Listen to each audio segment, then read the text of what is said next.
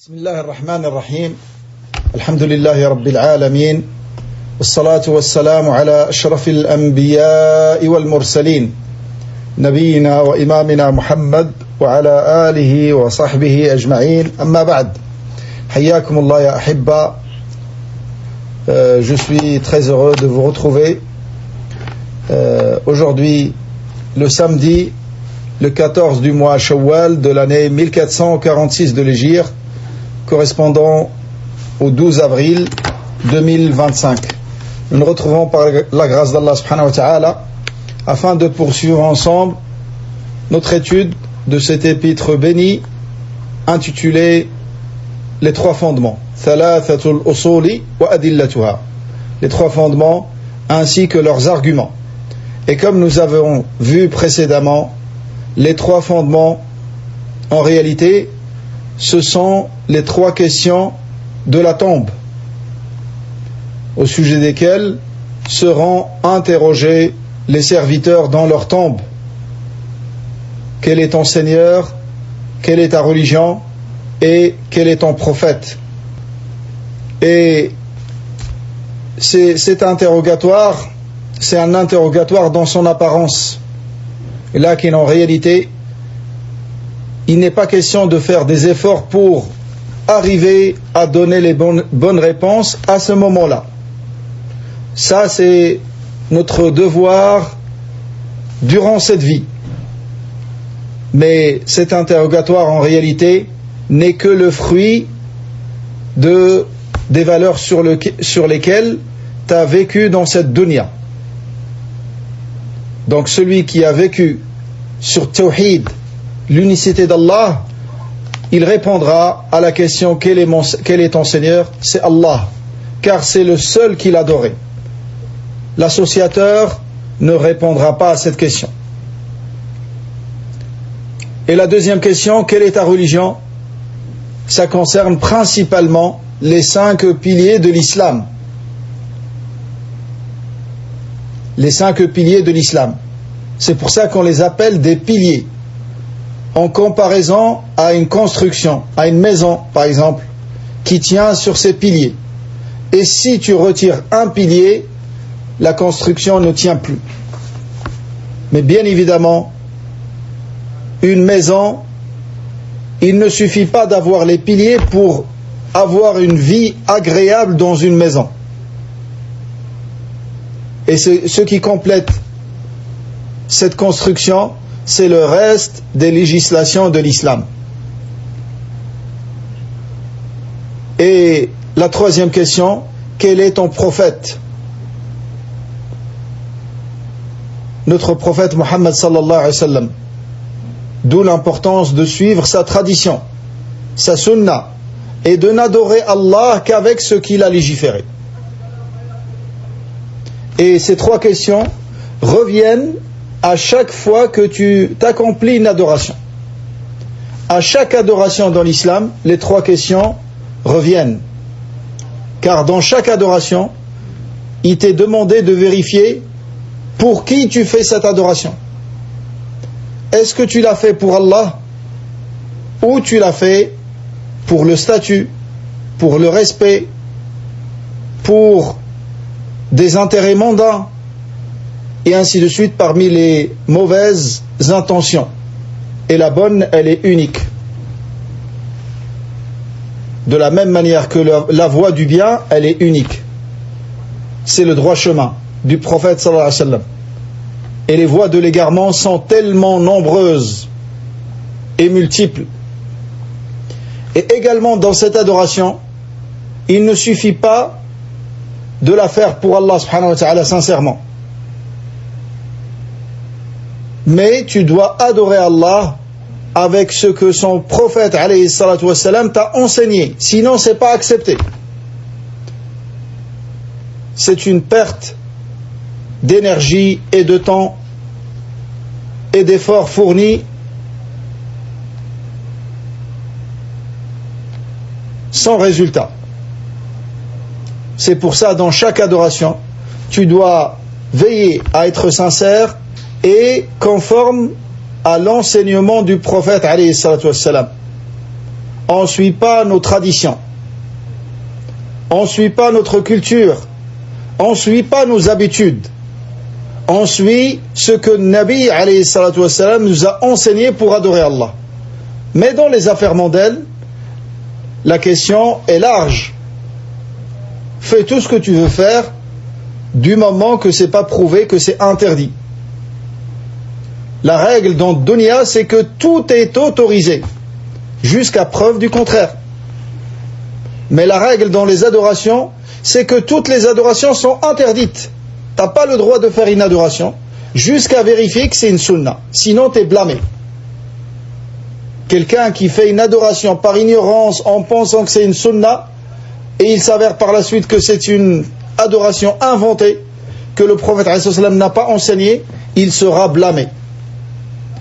Mais quelqu'un qui a mangé un aliment interdit sans le savoir, il n'est pas blâmé, car il est dans la règle de base. Tout est autorisé. Mais dans les affaires mondaines, mais dans les affaires religieuses, rien n'est autorisé jusqu'à ce que tu saches pour qui tu les fais et dans la conformité, et que ce soit dans la conformité à la sunna du prophète alayhi salatu wassalam.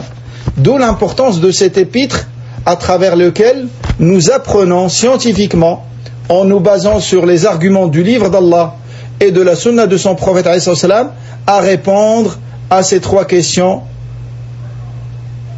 que nous aurons tous dans la tombe. Tous les membres de la communauté de Mohammed sallallahu alayhi wa sallam seront interrogés sur ces points, sauf ceux qui feront exception, comme le martyr. Le martyr ne sera pas interrogé. Mais attention, le martyr, il faut comprendre ce que c'est le martyr. C'est celui qui a combattu pour que la parole d'Allah soit la plus haute dans la conformité à la sunna du prophète alayhi sallam. Et non pas celui qui combat avec Daesh ou le Qa'ida ou le Nusra ou le Khawarij.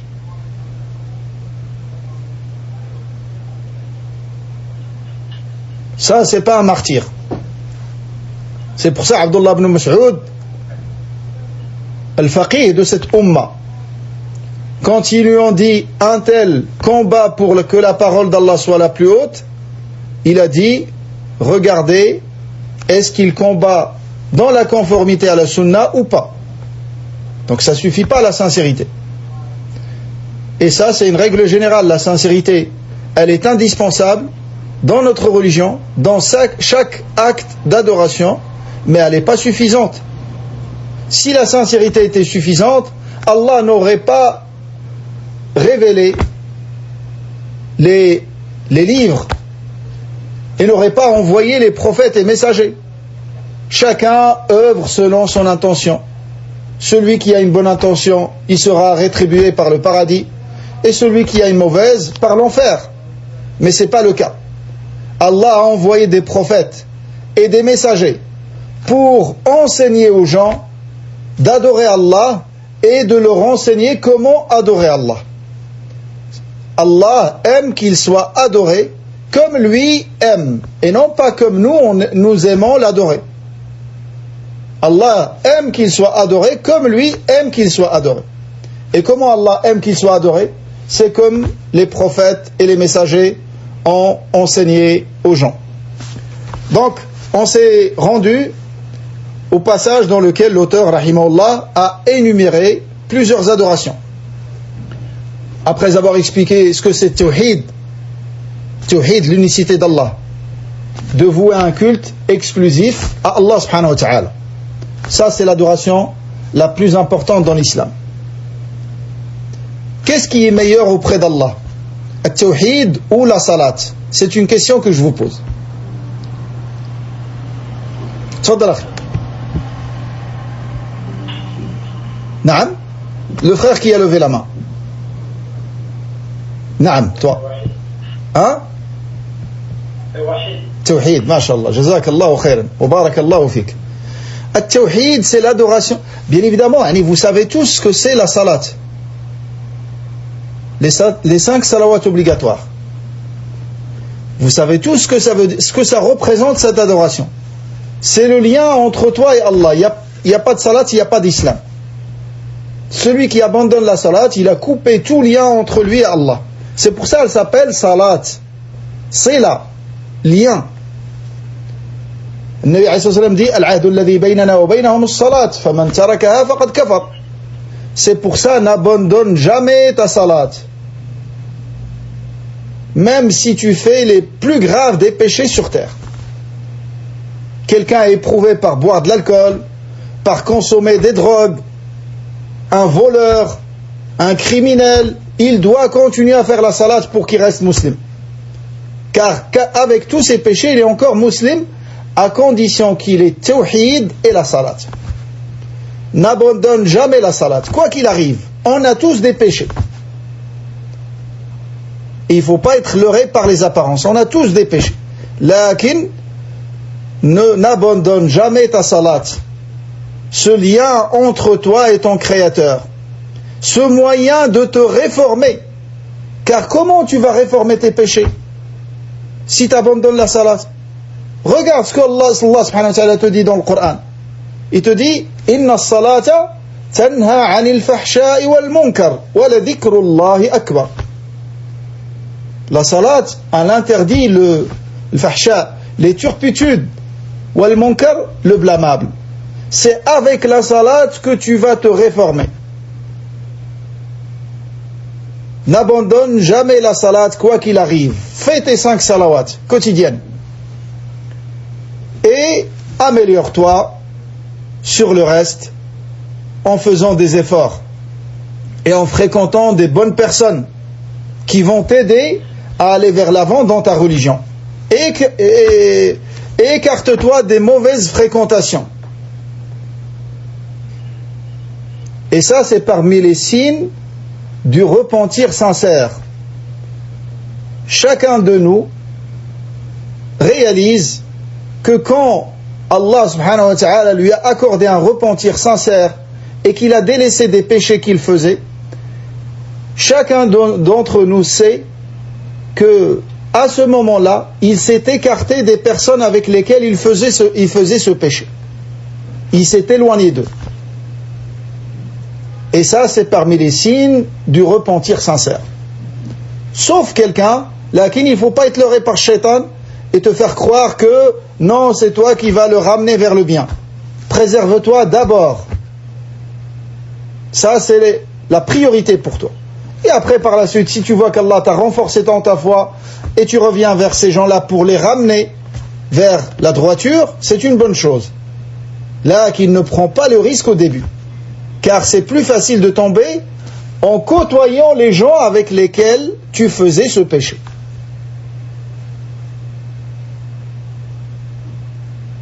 Donc tous, j'ai dit, on sait ce que ça veut dire la salat, ce que ça représente la salat dans notre religion. Vous savez que la seule prescription dans l'islam, dans son intégralité, qui a été légiférée dans le ciel, c'est la salat. La seule prescription de l'islam qui a été légiférée directement de la bouche, afwan, je rectifie. La seule prescription qui a été légiférée directement d'Allah subhanahu wa ta'ala vers son prophète alayhi salam sans intermédiaire, c'est la salat. Tout le reste a été légiféré par l'intermédiaire de Jibril alayhi salam.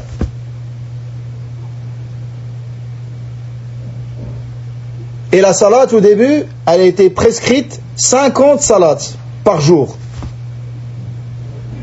Et le Nabi alayhi salam n'a cessé de demander l'allègement à Allah subhanahu wa ta'ala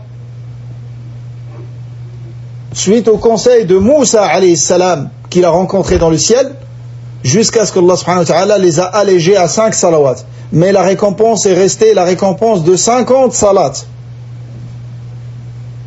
C'est pour ça que salat, c'est l'adoration la plus importante en islam dans la pratique. Mais tawhid, c'est une croyance. C'est dans le cœur à la base. Et ça se manifeste sur l'apparence du serviteur. Toutes ces adorations sont vouées à Allah. Donc quand l'auteur a expliqué ce sens de tawhid, il a donné des exemples de ce que c'est les adorations. Pourquoi? Car il y a des gens, tout en sachant qu'ils doivent adorer Allah, mais ils ignorent ce que c'est l'adoration.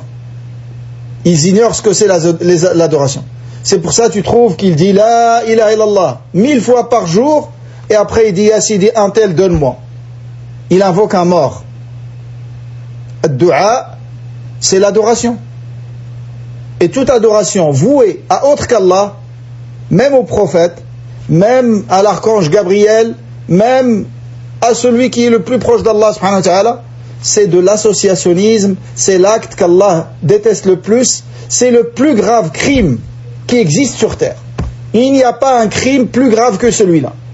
Et c'est la chose qu'Allah déteste le plus. Car c'est donner ce qui revient à Allah pleinement à une de ses créatures. C'est d'élever la créature au degré du Créateur. Chaque créature que tu adores et pour laquelle tu fais des adorations, des actes d'adoration, c'est une créature que tu as élevée au degré du Créateur. Car l'adoration ne se doit qu'à Allah subhanahu wa ta'ala. Et le prophète, ainsi que tous ses frères parmi les prophètes et messagers. Et les messagers, leur nombre, il est de 313 selon une narration. Et les messagers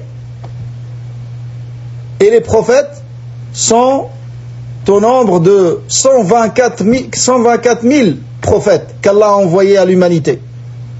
Tous, sans exception. Il y a des hommes de science qui voient que ce hadith est faible. Lakin, d'une manière générale, le nombre des prophètes est beaucoup plus grand que celui des messagers. Allah a envoyé énormément de prophètes et de messagers aux humains et aux djinns, dont le premier des prophètes c'est Adam alayhi salam, et le dernier des messagers, et le premier des messagers c'est Nuh alayhi salam, et le dernier des messagers prophètes c'est Muhammad sallallahu alayhi wa sallam. Il n'y aura plus de prophètes ni de messagers après lui, que des hommes de science qui rappellent les gens à suivre la religion authentique, la religion de l'islam, comme elle a été révélée et comme elle a été pratiquée par le prophète alayhi salatu wassalam et ses nobles compagnons. Donc l'auteur rahimahullah a cité plusieurs catégories d'adoration et on s'était arrêté à la toute dernière qu'il a citée. Il a dit wa dalilu dhabhi, non, à l'avant-dernière. Il y en a après, il va citer an-nadhr. Il a dit wa dalilu dhabhi, la preuve concernant le sacrifice, dalilu dhabhi, la preuve concernant le sacrifice est dans la parole d'Allah subhanahu wa ta'ala. Qul inna salati wa nusuki wa mahyaya wa mamati lillahi rabbil alamin la sharika lah. Donc il dit rahimahullah que le sacrifice fait partie des adorations. Fait partie des adorations.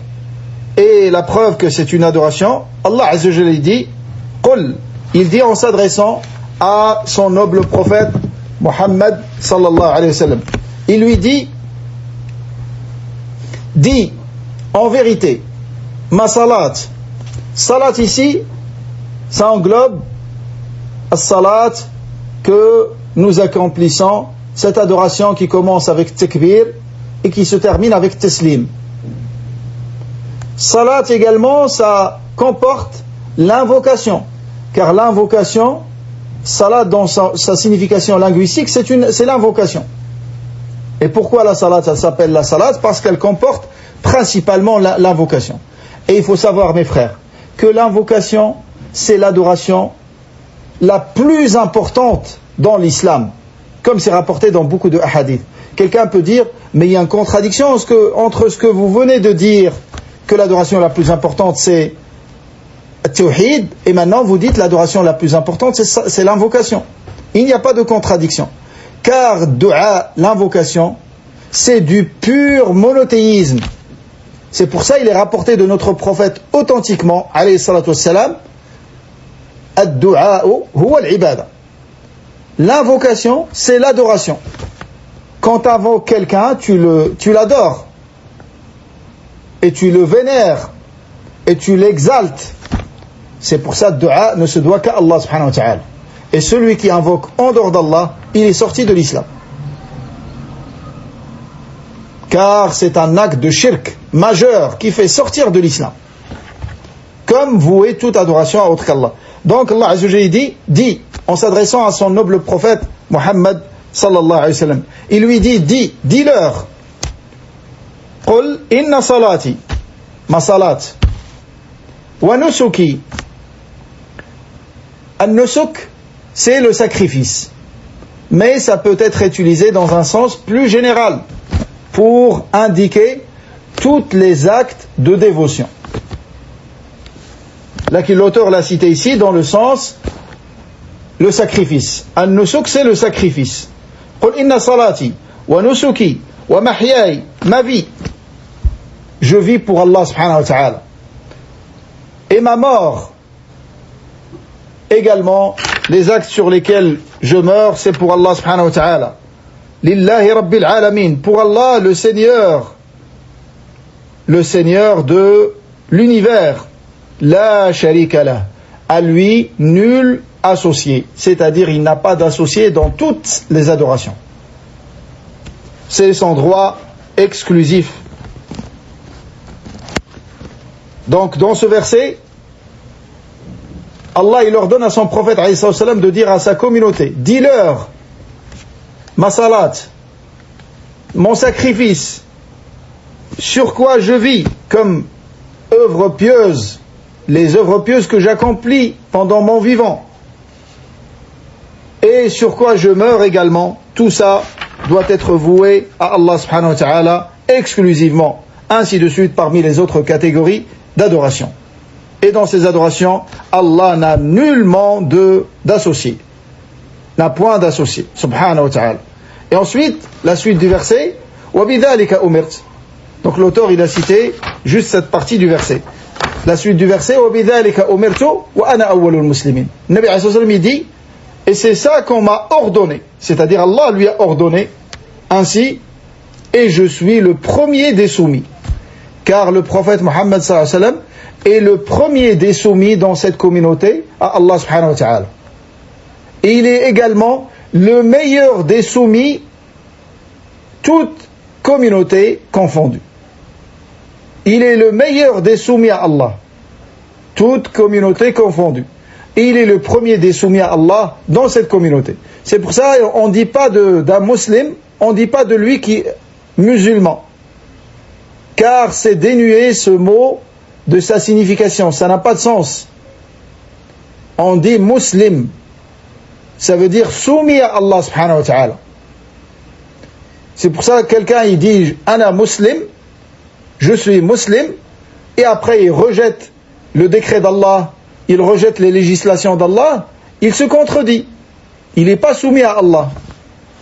D'où l'importance d'utiliser le mot juste et d'éviter de dire musulman, car ça n'a aucun sens.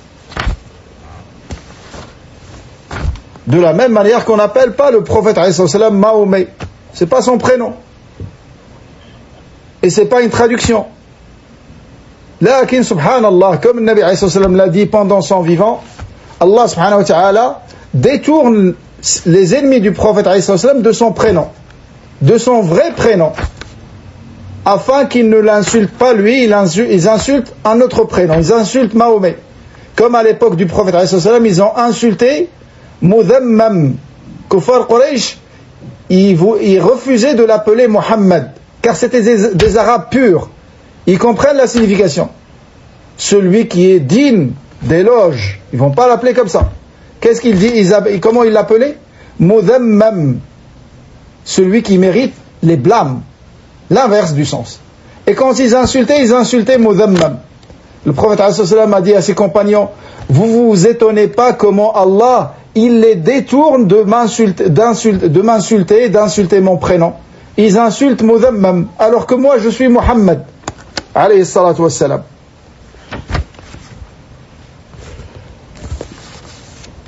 Et dans la sunna, wa min as-sunnati, qawluhu sallallahu alayhi wa sallam, la'ana Allahu man dhabaha li ghayri Allah.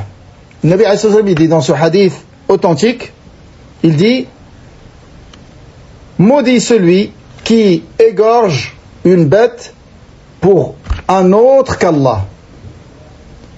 Maudit celui qui égorge une bête pour autre qu'Allah subhanahu wa ta'ala.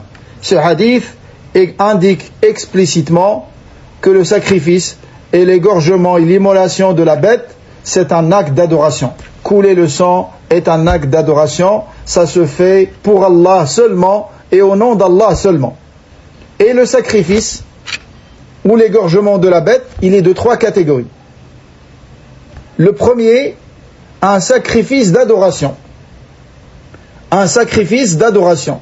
Comme sacrifier la bête le jour de l'Eid, ou pour l'aqiqa, ou pour le walima, la fête du mariage. Ça, c'est un acte d'adoration. Mais sachez bien que l'acte d'adoration, c'est de faire couler le sang. C'est l'acte du sacrifice. La deuxième catégorie, c'est un acte de mécréance. Donc la première catégorie, c'est un acte de pur monothéisme. C'est une adoration. Quand c'est voué à Allah subhanahu wa ta'ala et fait au nom d'Allah. La deuxième catégorie, c'est un acte d'associationnisme et de grande mécréance. Celui qui sacrifie pour autre qu'Allah. Et ça, c'est des pratiques malheureusement courantes dans les pays de l'islam. Car il y a beaucoup d'ignorance de ce que c'est tawhid, malgré que c'est la chose la plus importante en islam. Wallahi, Allah subhanahu wa ta'ala n'accepte rien de quelqu'un jusqu'à ce qu'il ait tawhid. Jusqu'à ce qu'il ait tawhid. Vous voulez la preuve dans le Coran? Est-ce que vous lisez pas dans le Coran, Allah il dit Innama yataqabbalu Allahu minal muttaqin.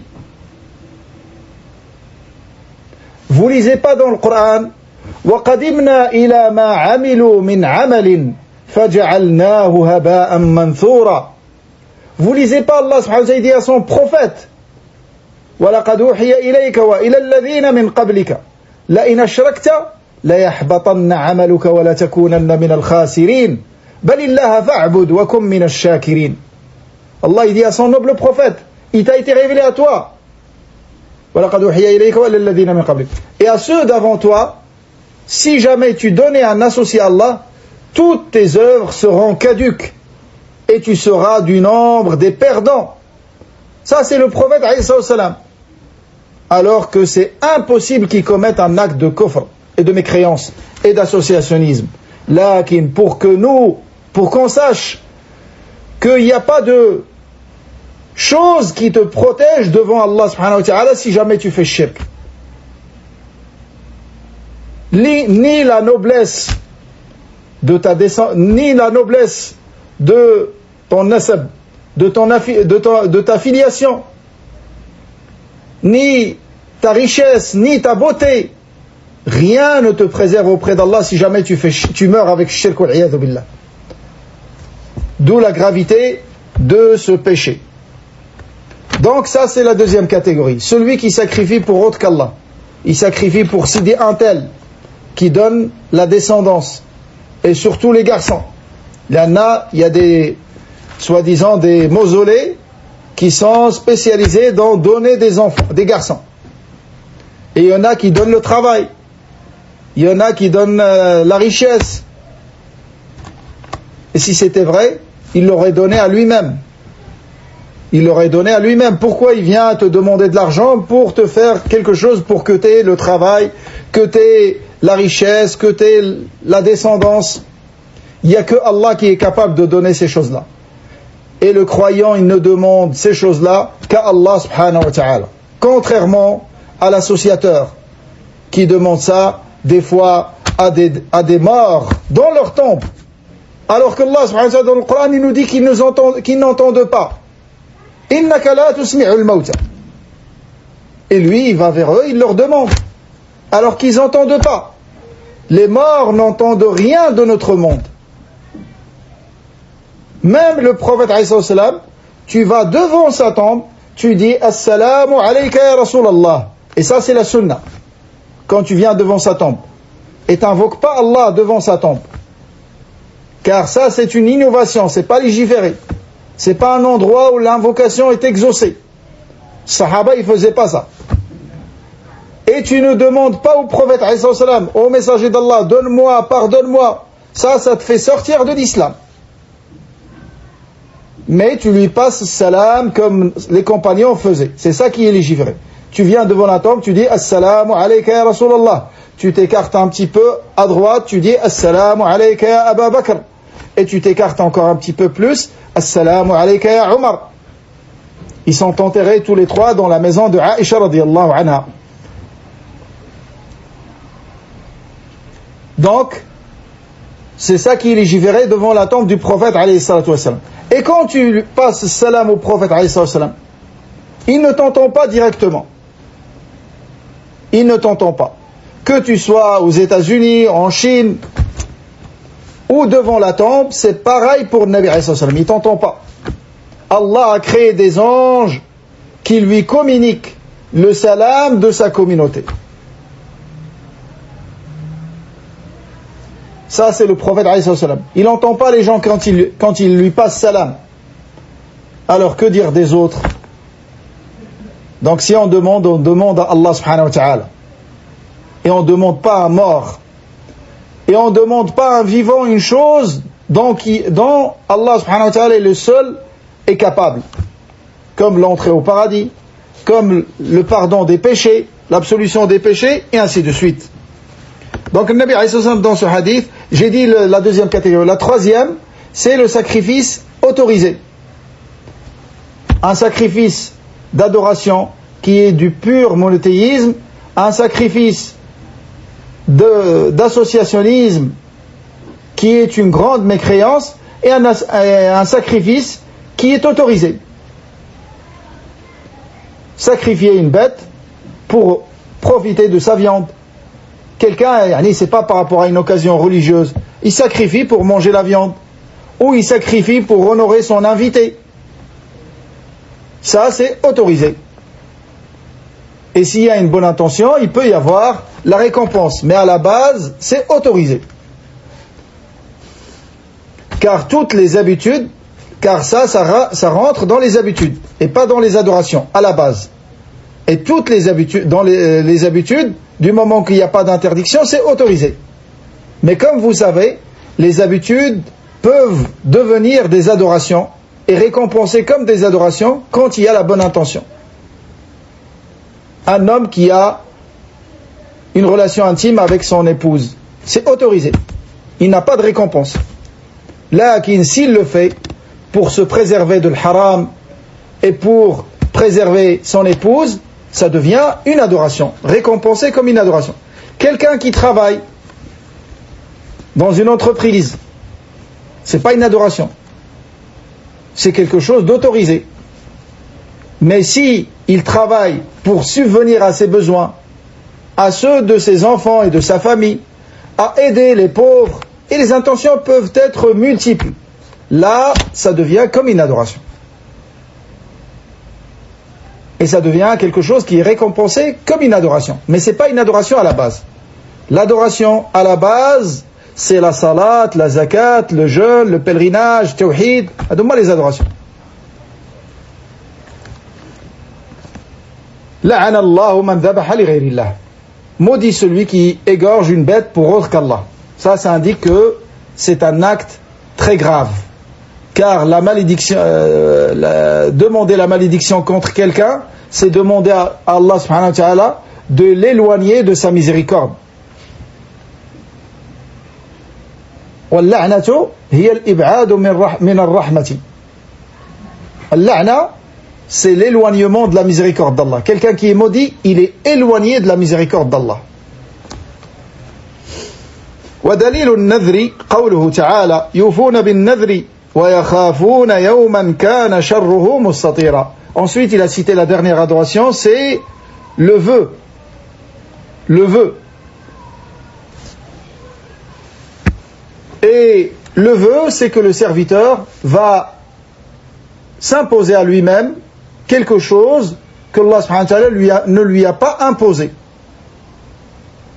Il va s'imposer à lui-même quelque chose qu'Allah subhanahu wa ta'ala ne lui a pas imposé.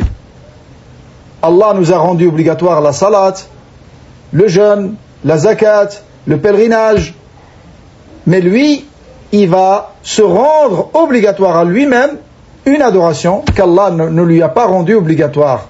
Ça s'appelle le vœu. Ça s'appelle le vœu. Et quand il le fait, ça devient obligatoire de respecter ce vœu. Et si jamais il ne le respecte pas, il est redevable d'une expiation. Comme celui qui a juré et qui n'a pas respecté, il a juré sur une chose qu'il n'a pas respectée. Comme l'expiation du serment, quand il n'est pas respecté. Donc, le vœu, à la base, pour beaucoup de savants, c'est détestable. Car il suffit au serviteur ce que Allah lui a prescrit.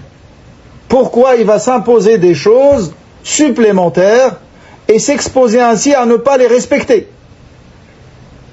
Et ça devient un gros péché s'il ne respecte pas. Et en plus, il est redevable de l'expiation.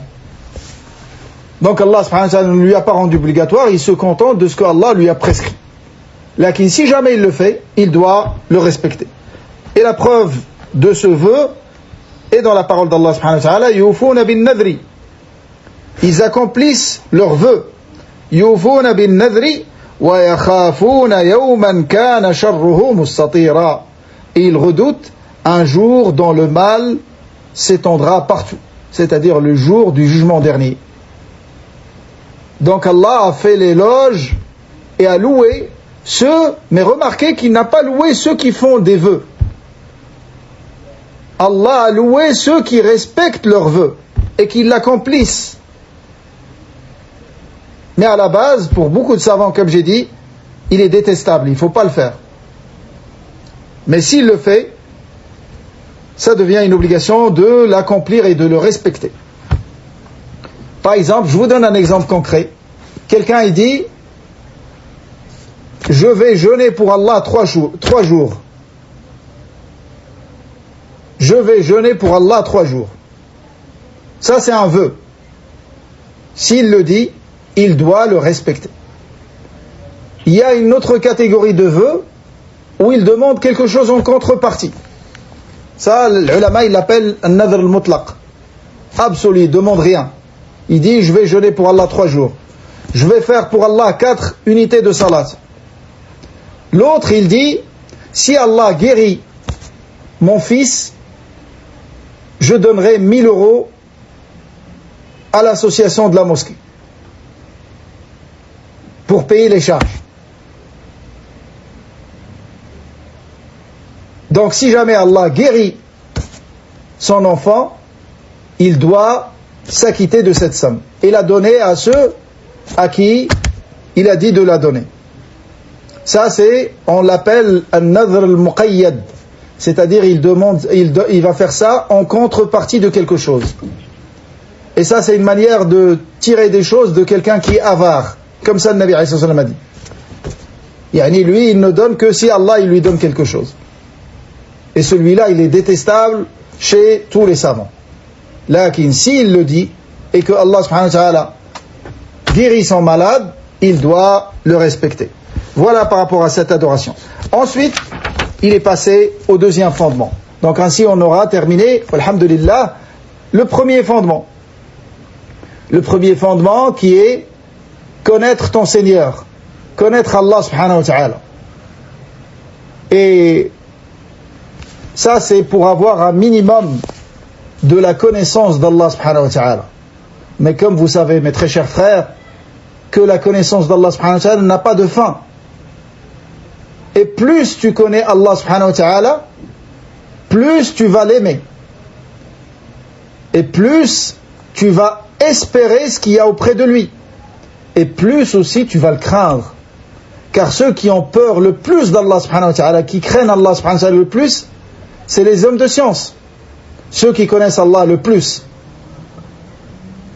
Vous savez que dans l'ascension, quand Nabi alayhi salam est monté dans les cieux en compagnie de Jibril alayhi salam, dans l'Isra, le Mi'raj, l'Isra ou le Mi'raj. L'Isra, c'était le voyage nocturne de Mecca vers la Palestine ou la Bayt al-Maqdis. Et ensuite, Nabi alayhi salam a fait al-Mi'raj, l'ascension. Il est arrivé à un degré, quand il est arrivé au premier ciel, il n'a pas pu entrer, ni lui, ni Jibril alayhi salam. L'ange qui garde la porte du premier ciel, et le premier ciel, c'est, comme vous savez, les 7 cieux sont superposés comme ça, les uns au-dessus des autres, les 7 cieux. Et l'univers, il est là. Tout l'univers. L'univers, c'est comme un anneau en fer jeté dans un désert extrêmement vaste comparé au premier ciel. Personne ne peut pénétrer le premier ciel. Le premier ciel, les 7 cieux, ce n'est pas les couches atmosphériques. Certains ignorants, ils pensent que c'est les couches atmosphériques. Ou ils pensent que le ciel, c'est l'univers. Le premier ciel, personne ne peut l'atteindre. Et le premier ciel, il est d'une épaisseur de la marche de 500 ans. Et il est solide. Ça, c'est le premier ciel. Là, une fois, j'ai entendu quelqu'un qui faisait douter les musulmans.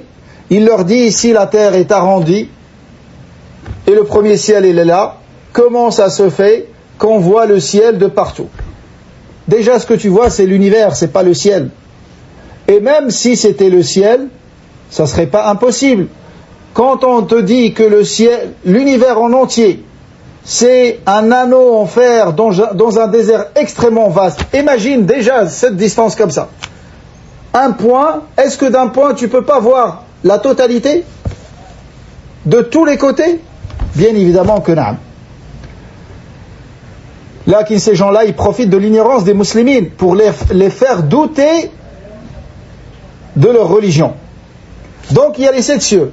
Et le premier ciel comparé au deuxième ciel, c'est comme un anneau en fer jeté dans un désert extrêmement vaste. Le deuxième ciel comparé au troisième, c'est le même ordre de grandeur, jusqu'à arriver au 7e ciel. Alors imaginez les 7 cieux avec l'univers et toutes ces galaxies. Qu'est-ce que ça représente par rapport au 7e ciel? C'est infiniment petit. Et après, il y a Al-Kursi, le piédestal. Et après le Kursi, et tous les 7 cieux comparés au Kursi, c'est infiniment petit. Et après le Kursi, il y a l'eau, et par-dessus, il y a le trône d'Allah subhanahu wa ta'ala. Le trône d'Allah subhanahu wa ta'ala. Et le trône d'Allah subhanahu wa ta'ala, toutes les créatures dont on a parlé avant, les 7 cieux, tout ça, comparé au trône, c'est infiniment petit. Rapporté de Nabi alayhi salam, il a dit, c'est comme un anneau en fer jeté dans un désert extrêmement vaste.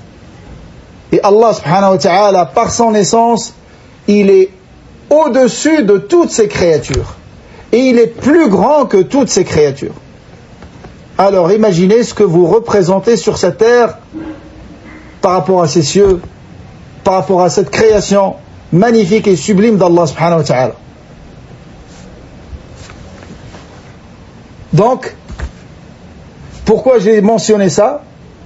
Je voulais parler j'ai parlé de la crainte d'Allah subhanahu wa ta'ala. Et que plus on connaît Allah, plus on le craint. Allah dit dans le Coran, innama yakhsha Allah min ibadihi al-ulama.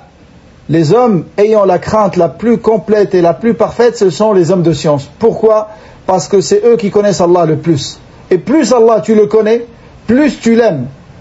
Allah tu le connais à travers le Coran. Et tu le connais également à travers sa création. Et ça, on l'a vu dans ce premier principe. En méditant sur sa création. Et à commencer par toi le premier, à méditer sur ta propre personne. Allah Azza wa Jalla dit wa fil ardi ayatun lil muqinin wa fi anfusikum afala ta'qilun. Il y a certes des signes de la grandeur et de la magnificence et de la sublimité d'Allah subhanahu wa ta'ala dans la création de la terre. Wa fil ardi ayatun.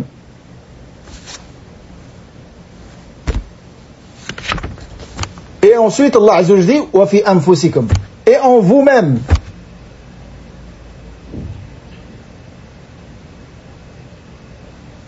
Wa fi anfusikum afala ta'qilun. Donc Nabi alayhi salam, quand l'ange a demandé à Jibril alayhi salam, t'es en compagnie de qui? Il a dit en compagnie de Muhammad sallallahu alayhi wa sallam. Il lui a dit est-ce que Allah subhanahu wa ta'ala lui a donné l'ordre de venir? Il a dit oui. Et là il lui a ouvert la porte du premier ciel, Jibril alayhi salam ainsi que Muhammad sallallahu alayhi wa sallam. Et quand il est arrivé au 7e ciel, ils ont dépassé le 7e ciel. Jibril alayhi salam, arrivé à un point, il s'est arrêté. Il a demandé au prophète alayhi salam d'avancer. Il lui a dit moi je ne peux pas dépasser cet endroit. Je le dépasse, je brûlerai. Il lui a dit toi il t'a été donné l'ordre d'avancer et de dépasser ce point. Et le Nabi alayhi salam s'est avancé. Et après il s'est tourné vers Jibril alayhi salam, il l'a regardé. Il a dit je l'ai vu. قال رأيته كالطير المبلول وفي رواية رأيته كالحلس البالي. Il a dit je l'ai vu comme un oiseau mouillé. Vous savez l'oiseau quand il prend de l'eau, la pluie ou la... Vous voyez comment il devient l'oiseau? Ou il a dit comme un morceau de tissu usé.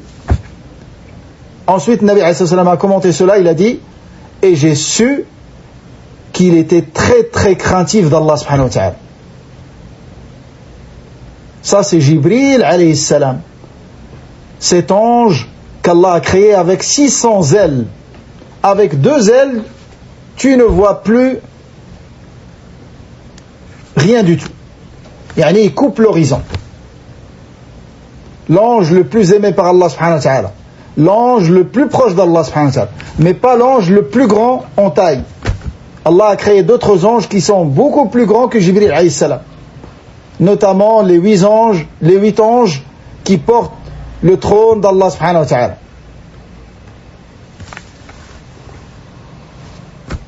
Et Allah subhanahu wa ta'ala il est au-dessus de toutes ces créatures, il est plus grand que toutes ces créatures. Il n'a besoin d'aucune de ces créatures.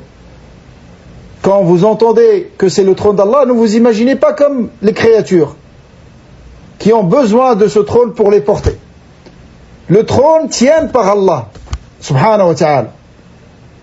Et ça c'est la règle d'or dans ce domaine, c'est que Allah subhanahu wa ta'ala n'est semblable à aucune de ces créatures. Laysa kamithlihi shay'un wa huwa as-sami'ul basir. Il n'est semblable à aucune de ces créatures, subhanahu wa ta'ala.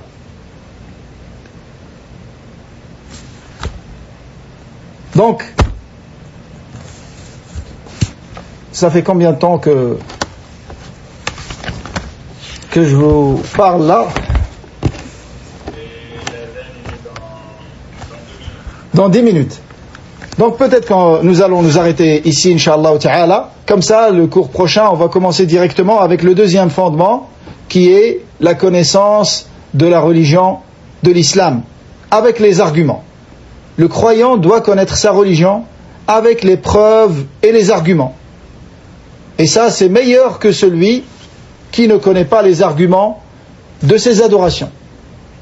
Car il sera plus fort dans sa foi et plus ferme dans sa pratique. Et on ne pourra pas le faire douter de sa religion. On ne pourra pas le faire douter de sa religion. Comme j'ai dit tout à l'heure aux frères, par rapport aux athées, qui accusent les musulmans en particulier, parce que ce qui pose aujourd'hui sur terre problème, c'est une seule religion. C'est la religion de vérité. Elle est unique. C'est la religion de la nature humaine saine. C'est l'islam, la soumission à Allah subhanahu wa ta'ala. C'est la seule chose qui pose problème aujourd'hui sur terre. Des fois, wallahi, je ne comprends pas certains débats. je vois que les Occidentaux ont peur de l'islam. Normalement, la culture occidentale, elle est forte. Elle n'a pas à avoir peur de l'islam. Mais ils savent que très bien que s'ils laissent les portes ouvertes, l'islam envahira tout. Envahira tout. L'islam est une religion forte. Ils voient que beaucoup de jeunes, de leurs jeunes, entrent en islam et choisissent l'islam, la religion de la vérité. Donc j'ai dit, par rapport à, en particulier ces athées, qui accusent les croyants d'une manière générale, et en particulier les musulmans, d'être comme des moutons qui suivent comme ça aveuglément, et qui ne réfléchissent pas, alors que eux ils sont intelligents. Un athée, il se croit intelligent. Il est intelligent, et il a réfléchi, il a trouvé que toutes ces religions c'est caduque. Première chose que doit savoir cet athée, qui ne croit pas qu'Allah subhanahu wa ta'ala l'a créé. Il vient d'où? Comment il a été créé? Parmi les règles fondamentales, les règles rationnelles, c'est que chaque créature a un créateur. Si on vous dit que je suis rentré chez moi, j'ai trouvé que le carrelage a été fait tout seul, comme le beau carrelage que vous avez dans votre mosquée, ça a été fait tout seul à la perfection. Vous allez me traiter de quoi? Menteur ou fou? Une des deux. Bien évidemment, vous avez raison. Et si quelqu'un me dit toute cette création magnifique et sublime et immense, avec l'organisation qu'on connaît, et la précision qu'on connaît, et la munitie qu'on connaît, et la beauté, tout ça, ça vient de nulle part. C'est le hasard. L'athée, il croit qu'il est issu de la matière, des cellules qui ont interagi entre elles. Est-ce que la matière est intelligente? Question que je vous pose. Est-ce que la matière est intelligente? Est-ce que la cellule est intelligente? Bien évidemment que non. Et celui qui ne possède pas une chose, il ne peut pas la donner à autrui. Donc, comment expliquer l'intelligence de cet athée? Bien évidemment, l'athée, dès qu'il dit qu'il est athée, qu'il est issu de la matière, il dit qu'il n'a pas d'intelligence. Automatiquement. Et après, il va critiquer les croyants qui ne sont pas intelligents, alors qu'ils sont en parfait accord avec leur nature humaine saine.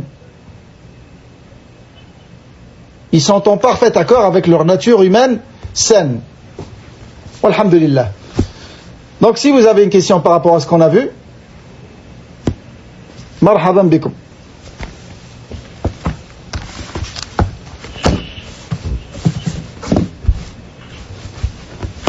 تفضل أخي.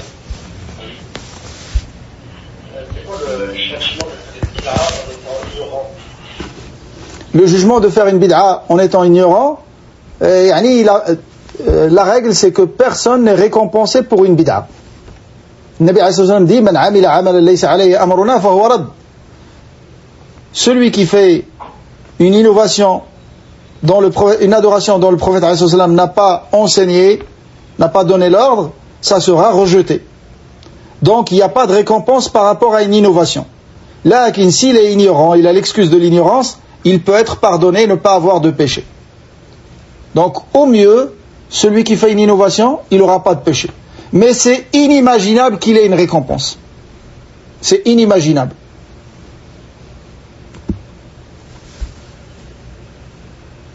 Tfadal. Vous avez dit que le lien entre nous et Allah, c'est la prière. Est-ce que nous doit considérer que celui qui abandonne la prière est un kafir?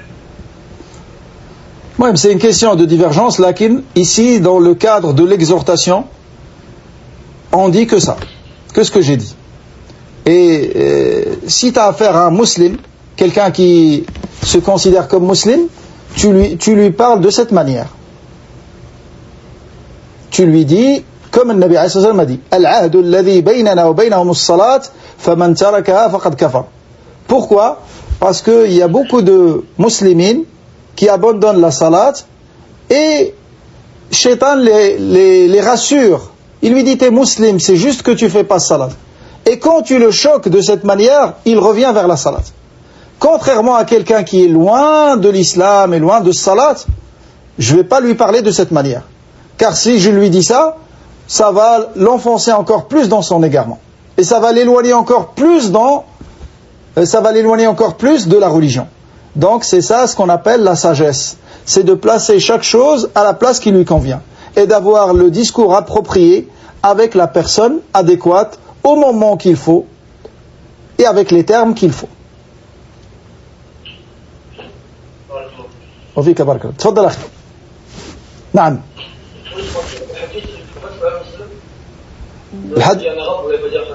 نعم. الحديث النبي عليه الصلاة والسلام dit العهد الذي بيننا وبينهم الصلاة. Le lien ou là le pacte qu'il y a entre nous et eux, c'est-à-dire entre le Nabi alayhi salam et les membres de sa communauté, c'est la salat. Celui qui l'abandonne, il a mécru. Après, est-ce que c'est une petite ou une grande mécréance? C'est une question de divergence. Wallahu a'lam.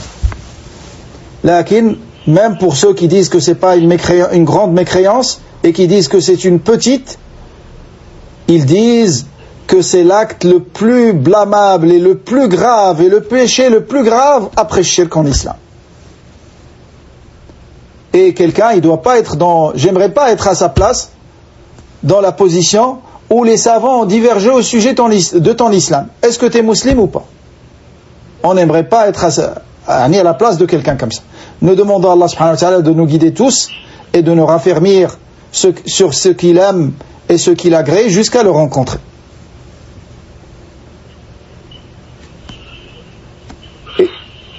Et celui qui est guidé, faut qu'il sache que c'est un pur bienfait d'Allah sur lui.